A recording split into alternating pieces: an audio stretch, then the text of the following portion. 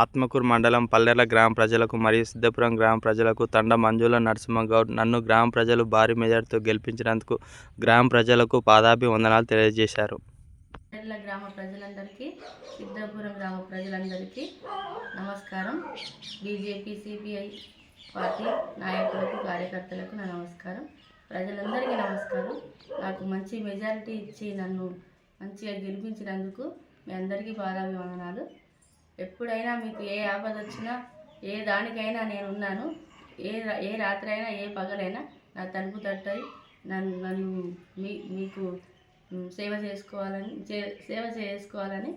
చేస్తానని, మీరు ఎప్పుడు వచ్చినా మీకు నేను అందుబాటులో ఉంటాను. 24 గంటలు మీ సేవలోనే, మీ ఇంటింటికి వచ్చి నేను అన్నీ అరుచుకుంటాను. గ్రామంలోనే నేను మాటిచ్చిన అన్ని అభివృద్ధి కార్యక్రమాలన్నీ నేను నెరవేరుస్తాను. ఖచ్చితంగా నేను అన్నీ మీకు ఏదంటే అది చేసి నేను నిరూపించుకుంటాను. నన్ను గెలిపించినందుకు మాత్రం, ఇంత మెజారిటీ ఇచ్చినందుకు అందరికీ నమస్కారం.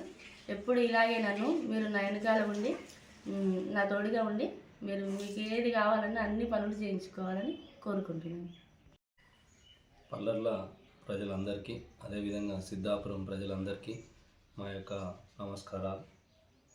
ఈ సార్వత్రిక ఎన్నికలలో మమ్మల్ని అఖండ మెజార్టీతోని గెలిపించినందుకు ప్రతి ఒక్క మిత్రపక్షమైన బీజేపీకే కానీ, సిపిఐఏ కానీ, గ్రామ ప్రజలందరికీ కూడా మళ్ళా పాదాభివందనాలు పేరు పేరును.